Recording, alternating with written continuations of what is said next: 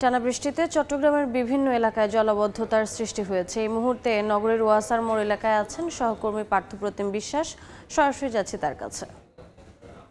পার্থ,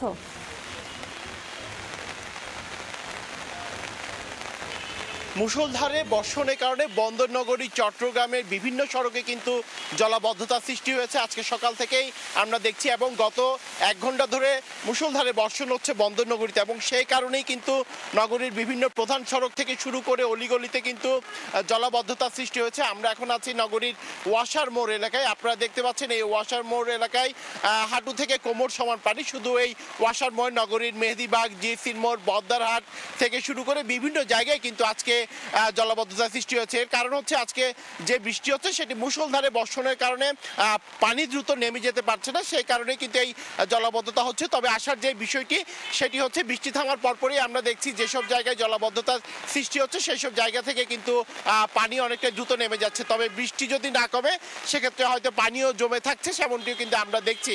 আসলে Chittagong city corporation কিংবা চট্টগ্রাম উন্নয়ন কর্তৃপক্ষের মধ্যে সমন্বয়ের কারণে নালাগুলো পরিষ্কার থাকার কারণে আমরা দেখছি আগে যেরকম দিনের পর দিন পানি জমে থাকতো, জলাবদ্ধতায় থাকতো, সেই বিষয়টি কিন্তু এখন আর নেই। মুষলধারে যখন বর্ষণ হয় তখনই কিন্তু নগরীর বিভিন্ন প্রধান থেকে সড়ক থেকে শুরু করে অলিগলিতে কিন্তু আমরা দেখছি জলাবদ্ধতা সৃষ্টি হচ্ছে। তবে যেসব জায়গায় জলাবদ্ধতা হচ্ছে সেসব জায়গায় আমরা দেখছি নালা নর্দমাগুলো আসলে ময়লা আবর্জনায় পরিপূর্ণ থাকার কারণেই কিন্তু এইসব জলাবদ্ধতা হচ্ছে। তো আজকে যে জলাবদ্ধতা হচ্ছে সেই কারণে সাধারণ নগরবাসী যারা রয়েছে, বিশেষ করে পরীক্ষার্থী যারা রয়েছে, যারা চাকরিজীবী রয়েছে, তাদেরকে চরম ভোগান্তিতে পড়তে হয়েছে। তো এই ছিল আমার কাছে এখনো পর্যন্ত নগরীর ওয়াসার মোড় এলাকা থেকে এখানকার সর্বশেষ খবর। সরাসরি যুক্ত ছিলাম চট্টগ্রামে।